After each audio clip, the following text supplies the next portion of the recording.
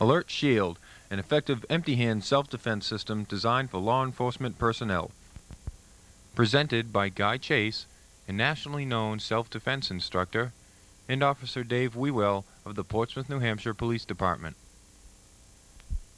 This video is to properly train officers to identify potential problems in common scenarios, develop alternative strategies to impact the problem, and to perform with physically responsible force. Here the officer asks the driver to step to the rear of the car for a series of questions. The officer notifies the driver that he is going to submit an alcohol sobriety test to him. As the officer commands the driver to raise both arms up to a horizontal position, the suspect swings at the officer. The officer's quick response to the blow enables him to restrain the driver to the ground for control.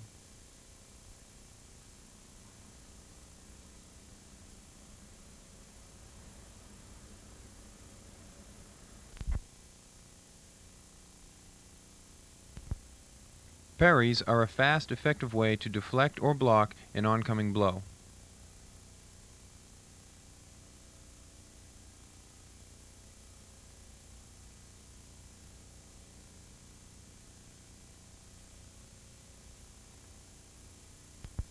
Parries can be performed with either hand to the inside or the outside of the opponent's arm.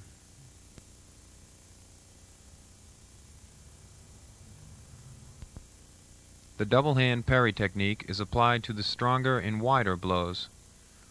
Also, the double-hand parry is slightly stronger and more stable than single-hand parries.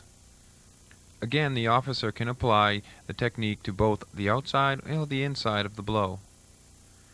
Note when the double-hand parry method is applied to the inside of a blow, a shoulder stop is applied, also to stop the power of the punch. The two-handed parry technique can be used with equal effectiveness against either front-hand punch or a rear-hand punch.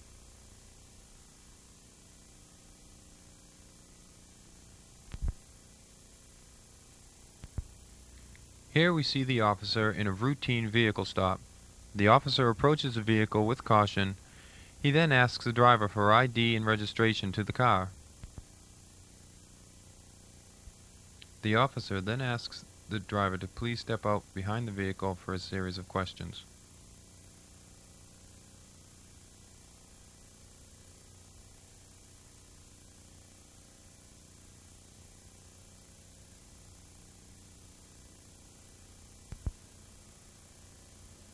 During routine questioning, the officer glances back down at the ID.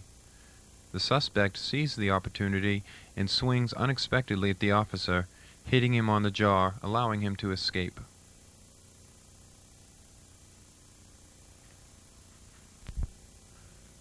Again, the officer has encountered a motor vehicle stop.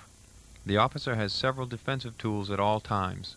One of the most common known tools is the pepper gas or mace. It is reliable, effective, and efficient. But as with all tools of defense, it has its limitations.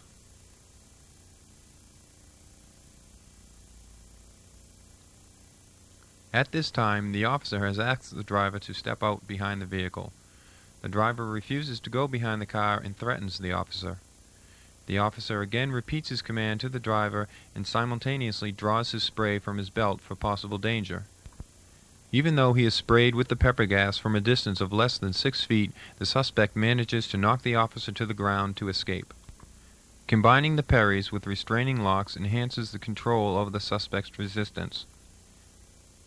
Here, a double-hand parry can go to the outside of the punch, followed by a straight armbar. The double-hand parry can be used to the inside of a wide punch, followed by an arm drag.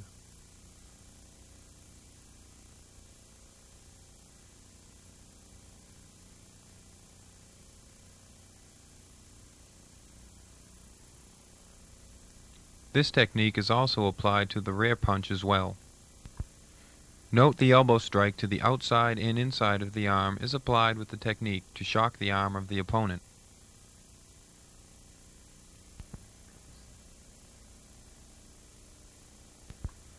Double hand parries work well on rear punches as well.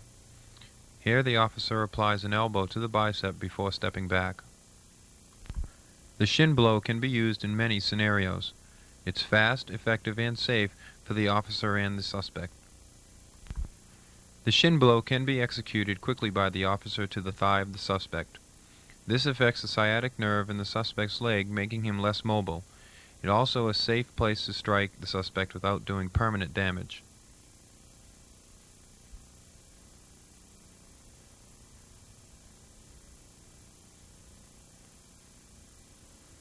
Here we can see how the shin blow combined with a straight arm bar easily controls the suspect to the ground after the suspect pushes the officer.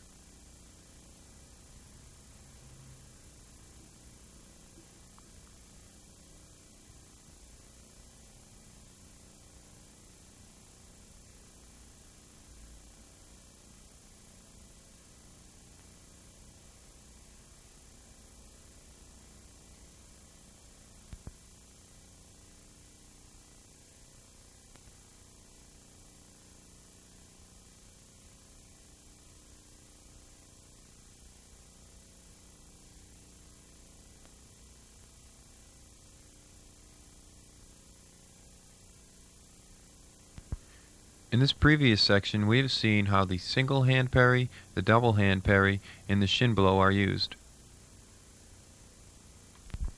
Here we will examine the 5 most common angles of attack with a knife. Note the knife can be held in both the standard grip and the ice pick position.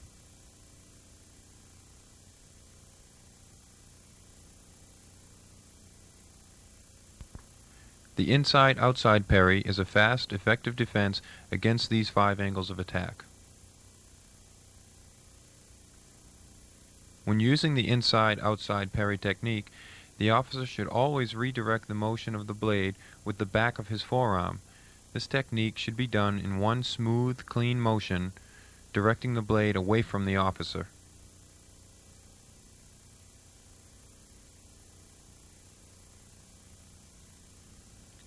The inside-outside parry technique is equally effective against the ice pick position.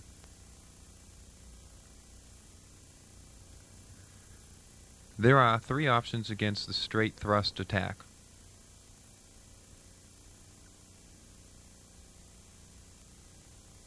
The outside parry, the inside parry, and the downward parry.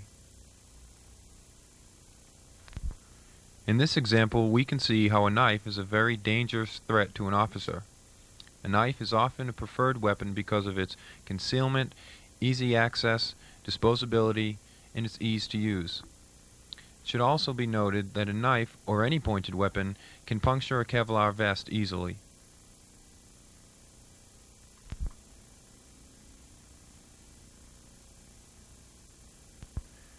Here, the officer has asked the driver to step out behind the vehicle. The driver proceeds to step out of the car, but refuses to go behind the vehicle with the officer. The driver at this time argues with the officer, telling him to stay away, and slowly backs up, drawing a knife from his back pocket. The officer draws his pepper gas instantly, and despite being sprayed with the pepper gas, the suspect manages to stab the officer and escape. In some confrontations, a suspect will instantly attack with no warning. Here we can see the effect of the parry technique when dealing with a blade. Its use makes it the choice defense in this type of scenario where the officer has no time to draw any other weapon. It should be noted that the officer delivers an upward knee to the suspect's shoulder, forcing him to let go of the knife. After the officer proceeds to handcuff the suspect, he walks the suspect to the back of the police vehicle and does a weapon search prior to putting him in the car.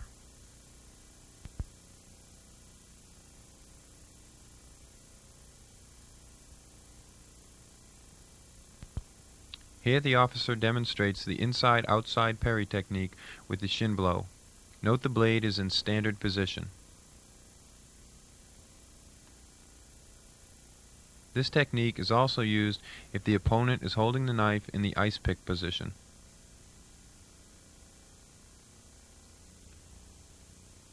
Knees to the thigh are a second option for the officer when using this technique.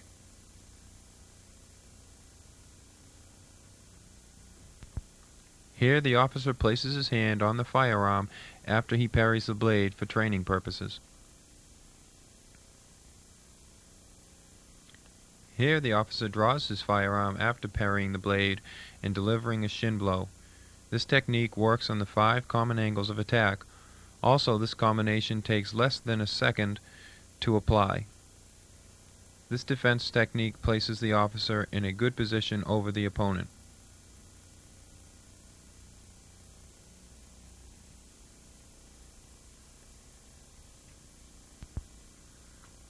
For safety purposes, this type of training should be practiced without the clip in the firearm. Here, seen from a different angle, we can see the defensive effect of the inside-outside parry technique. Again, the officer's knee to the shoulder shocks the arm of the suspect, forcing him to release the blade. The officer also is applying the straight arm bar to control the suspect from any movement.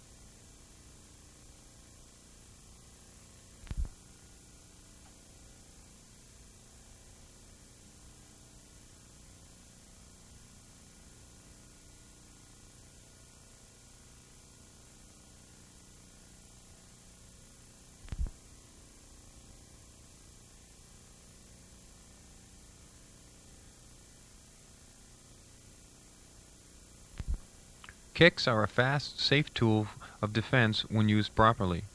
When a suspect makes an offensive attack towards the officer will have to respond with a quick, effective technique.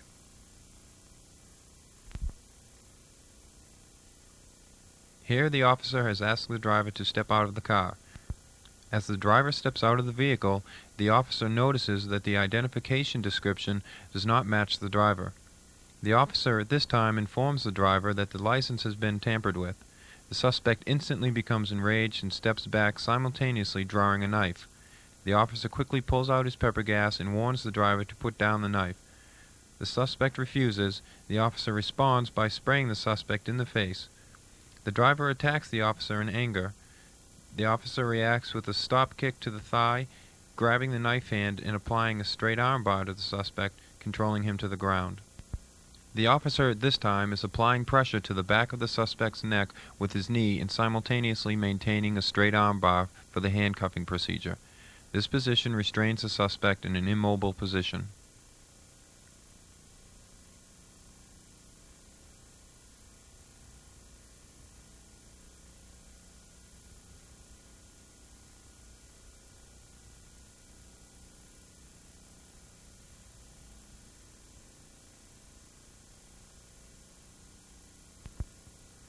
Here the officer does a standard pat-down search for weapons prior to placing the suspect in the police vehicle.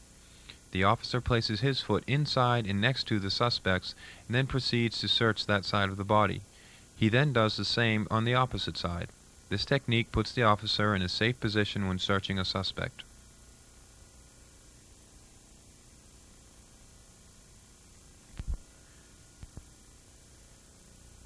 As we have seen with the shin blow and the stop kick, are an effective method to stop an oncoming attacker. Also, the side stop kick is an effective method as well.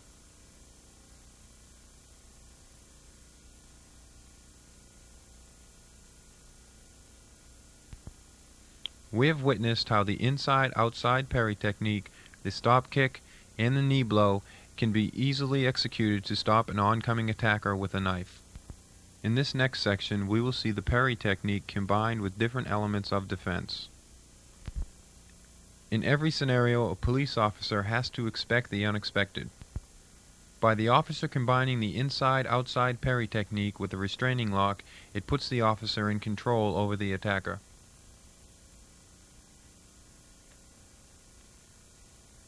Through the officer's training, he is able to combine one technique with another, allowing him to perform naturally under stressful situations.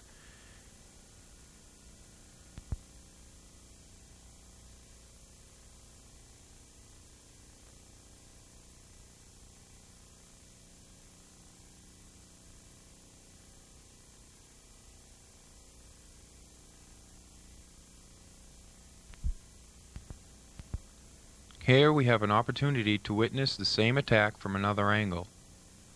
In this example, the officer uses an inside parry followed by a knee strike to the shoulder. The knee strike is especially important when using an inside parry. Because of the added danger of the suspect's other hand, the officer must disorient the suspect as quickly as possible. It should be noted that continual practice is needed in order to use any of the techniques in this tape effectively. Only with practice will an officer be able to understand each technique and how it works for him or her.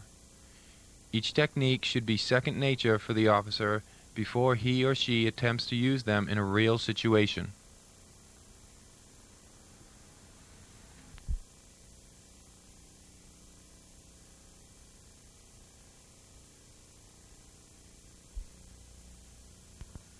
Here on the one angle, this technique uses the inside-outside parry, followed by a shin blow, setting the officer up to apply a figure 4 lock.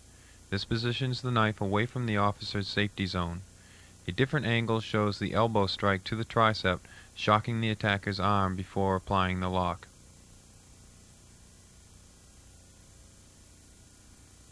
Here the parry technique is applied with a simple inside gooseneck lock on the wrist. Note the officer applies a shoulder bump along with a destruction hit to the suspect's arm before applying the lock.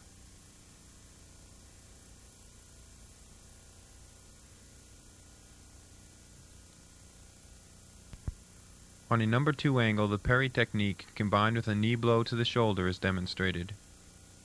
Seen from an opposite angle, we can see how the knee blow is easily executed.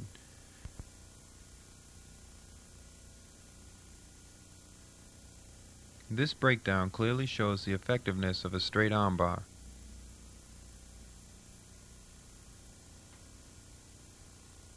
The second option for the officer would be a bent arm bar.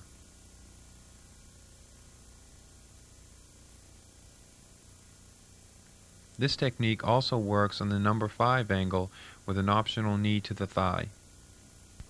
The midsection is also an excellent target for the knee blow.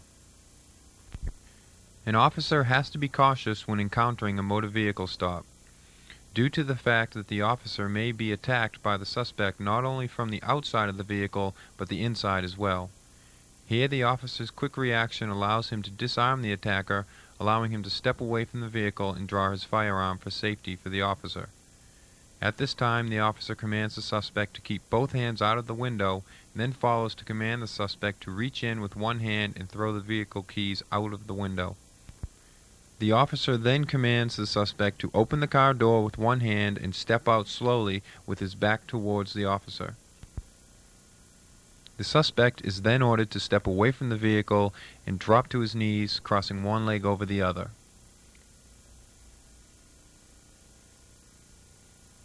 The officer then approaches the suspect for the handcuffing procedure, stepping on the suspect's top foot for control of movement. The officer continues with standard procedure, escorting the suspect to the police vehicle.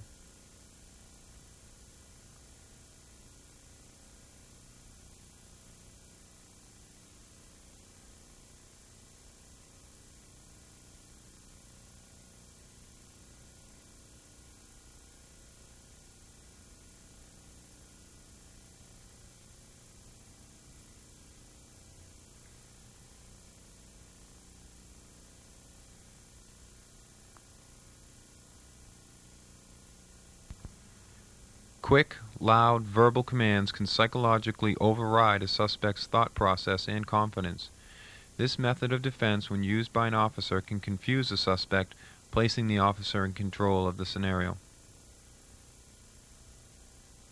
Here, the officer's second option in this scenario is to have a suspect lie face down in a prone position, again crossing one leg over the other, and commanding the suspect to put one hand on his head and the second hand behind his back. Note when the officer approaches the suspect, he places one knee on the suspect's leg and the opposite knee on the suspect's hand. This allows the officer to have a free hand for handcuffing procedure.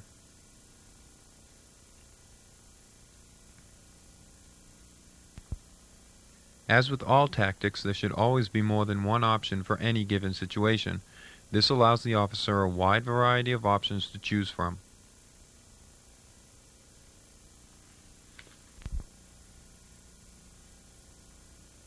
When in the process of handcuffing, speed and technique are an officer's most valuable assets.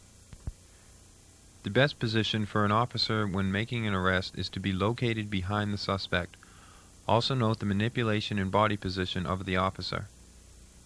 The officer grabs the wrist of the suspect while the opposite hand applies the handcuff. Simultaneously, the officer's foot is placed to the inside of the suspect's foot. Instantly, the officer moves to the opposite side, applying the same technique as used on the first arm. On the squatting technique, there are several options when handcuffing a suspect. This first would be known as the 9 o'clock position. The second would be known as the 12 o'clock position, and the third would be the 6 o'clock position. This technique allows the officer to pivot freely in any direction, keeping aware of his surroundings. Also, the position allows the officer to maintain a gooseneck lock on the suspect for restraints. These options are known as kneeling positions. The first is the knee on the tricep. The second is the foot on the tricep. The third is the foot in the shoulder socket.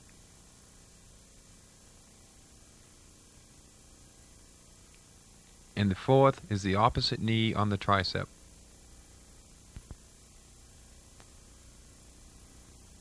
An officer will sometimes have to initiate the offensive move on the suspect, especially when a suspect refuses commands or gives passive resistance. Here the officer grabs the suspect's wrist and delivers a stop kick to the thigh. Simultaneously, he applies a straight arm bar controlling the suspect to the ground. From a front position, an inside arm drag followed by bent gooseneck lock. The officer pulls the wrist and places a downward pressure on the inside of the suspect's forearm with his forearm, causing the opponent to drop to the ground. Here the same motion is used, but a reverse wrist lock is applied for the technique. The officer grabs the suspect's wrist and turns it upward, simultaneously applying outside pressure to the wrist. This controls the suspect. If the suspect's hand is in a clenched fist, the officer can apply the same technique by placing downward pressure on the top of the fingers. Once pressure is applied downward, the officer brings the wrist to the ground. A front hip push is an effective takedown from a front position. The officer grabs the wrist and steps on the foot of the suspect simultaneously, then pushes on the hip socket, forcing the suspect to the ground. From a behind position, the officer applies a rear bent arm gooseneck. Notice the officer stepping on the suspect's foot. The officer grabs the wrist and simultaneously pushes the suspect's shoulder, then applies the gooseneck lock. A straight arm bar initiated from the rear. Here the officer grabs the wrist and extends the arm while applying pressure on the tricep. By the officer walking forward, this forces the suspect to the ground. It's best to restrain a suspect when he is vulnerable and does not expect it. This takedown is performed by grabbing the wrist, pushing on the shoulder, and placing the foot outside of the suspect's foot. One of the fastest rear takedowns is the knee bend. Here the officer grabs the suspect's wrist and ejects the foot behind the suspect's knee, moving him forward. It is necessary for an officer to apply his or her defensive tactics against different elements of threat. As demonstrated, the officer applies an outside double-hand parry on the suspect's arm, stopping the momentum of the club. Immediately he follows into a split-entry disarm. Here, by stopping and snaking the club, the officer can disarm and return hit with the weapon very quickly. By the officer stopping the blow and snaking the club under his arm, he is then in control to disarm the suspect's hands with his forearm. Here a double-hand disarm is used as a defensive tactic. Again, using the parry technique, the officer grips below and above the suspect's hands and then rotates the weapon to the outside for disarming. The same motion, but one hand disarmed to the outside. The officer uses the parry technique to enter. He grabs the top hand of the suspect and turns it down, then disarms the club by ejecting it outward. In the last section, we covered the 5 elements of defense. In the next section, we will cover gun retention. In front position, the suspect's left hand grabs the firearm.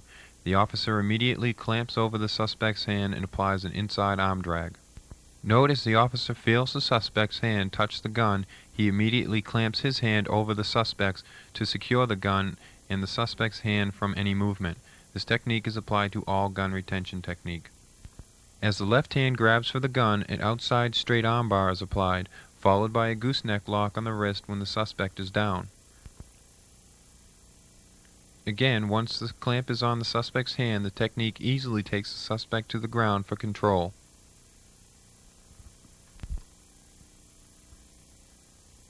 When the left hand grabs in front position, a bent arm lock is an option.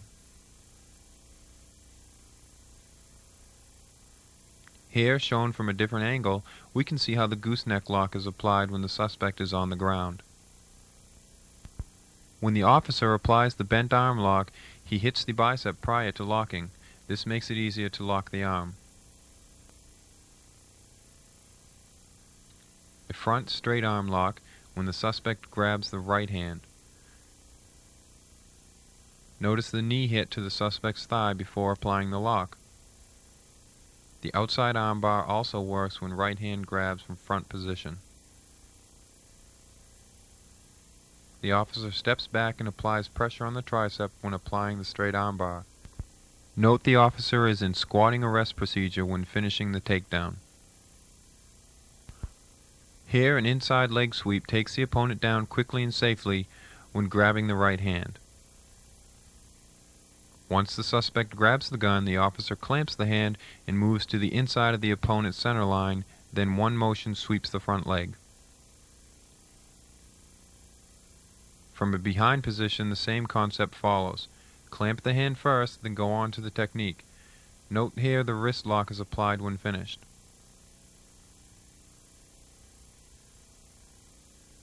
This technique is known as nailing to the outside. Once the officer has control, he pivots towards the suspect to face him. Here, a rear leg sweep is applied to counter the attack.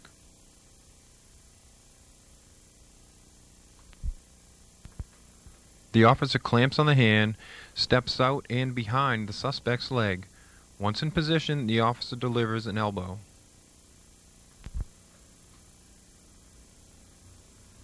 Here, seen from a different angle, once the officer is in place, he ejects the elbow to drop the suspect.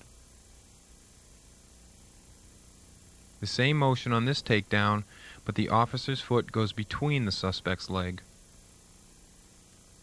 Once the suspect grabs with his right hand, the officer steps back between his legs and delivers an elbow to his shoulder, knocking the suspect off of balance. The kneeling position works when the suspect grabs the right hand or the left hand.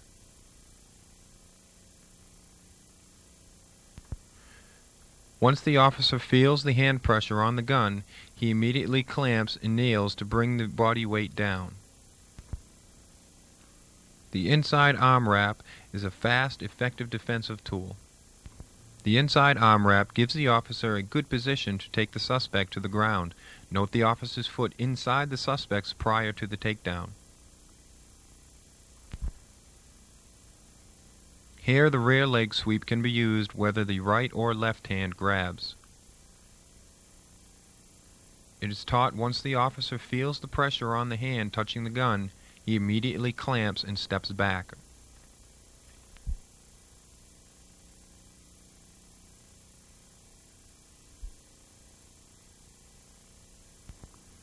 Again, it cannot be stressed enough how dangerous a knife can be. A knife can easily penetrate a Kevlar vest. It's silent and easy to conceal, and with these combinations, it puts the knife into a category of its own.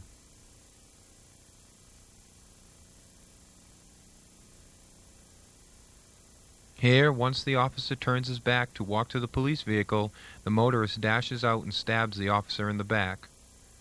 Without the officer being aware, this stab wound to his back could be fatal.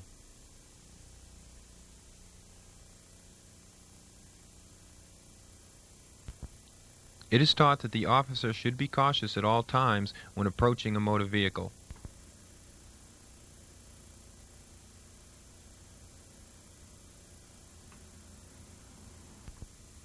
When the officer is done asking questions and taking license and registration from the driver, he should be in the habit of looking back over his shoulder repeatedly when returning to his or her vehicle. This would be known as the safety walk. A simple motor vehicle stop can be a fatal disaster for an officer that is not aware of his surroundings. Awareness training, or learning to be sensitive to all aspects of his surroundings, should be stressed and practiced frequently in empty-hand tactics.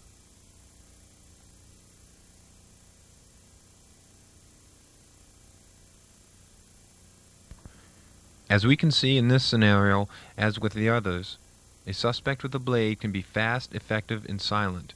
With these elements of danger in mind, the officer will be more aware of his or her surroundings. As the officer approaches the motor vehicle, he or she should approach the driver's side door slowly with eyes focused on the driver of the car. Once the officer has the license and registration and goes back to his motor vehicle, the safety walk should be stressed. During the safety walk, the officer should pace himself and look back every third step for possible danger.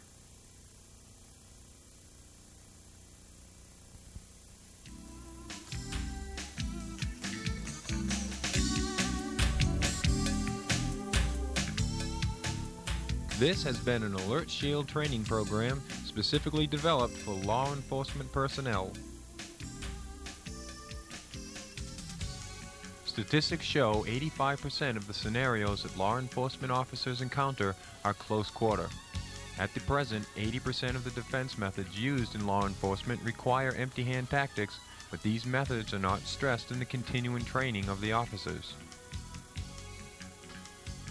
The four major means of defense for law enforcement personnel are firearms, handcuffs, pepper gas, baton.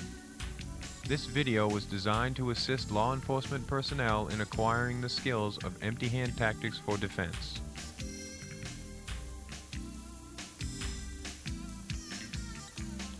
One of the most overlooked and important elements of defense is empty-hand tactics. At close quarter range, law enforcement officers have to depend on their reaction time for their safety. Empty-hand tactics allow for more restraint and control over the suspect, which in turn decreases the likelihood of a liability issue.